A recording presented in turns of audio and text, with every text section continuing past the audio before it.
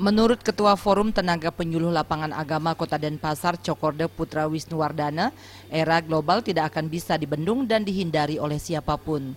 Yang menjadi perhatian saat ini khususnya bagi generasi muda, yakni seketruna, dalam kaitannya mempertahankan jati diri haruslah selektif dalam memilih agar pengaruh yang muncul tidak menenggelamkan jati diri maupun warisan budaya yang ada. Sebaliknya, sebagai orang Bali yang mewarisi adat istiadat dan budaya Bali, seharusnya ditopang oleh kemajuan zaman tersebut.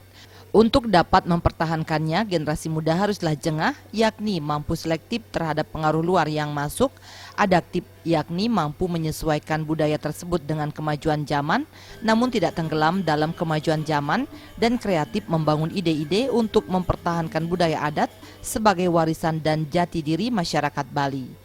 Namun di tengah pengaruh tersebut tidak sedikit generasi muda salah mengartikan sehingga terjadi pergeseran tata cara berpakaian maupun sikap. Ada 3 ranah berpakaian, dan 1 pakaian modis kan demikian, kemudian pakaian kerja, termasuk ada pakaian agama.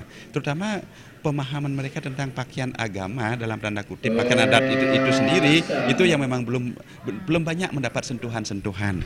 Nah makanya kalau tidak salah ada salah satu peneliti mengatakan ketika mereka mengadakan penelitian di Pura Jagatnata terhadap generasi muda, terutama cara berpakaian itu ada disebutkan bahwa dia remaja kita kan cenderung modis, kemudian estetis. Tapi yang paling yang perlu kita tekankan adalah beliau mulai menampilkan diri secara erotis demikian. Inilah karena apa? Karena mungkin pemahaman mereka terhadap simbol-simbol terhadap pakaian itu masih mereka belum pahami betul.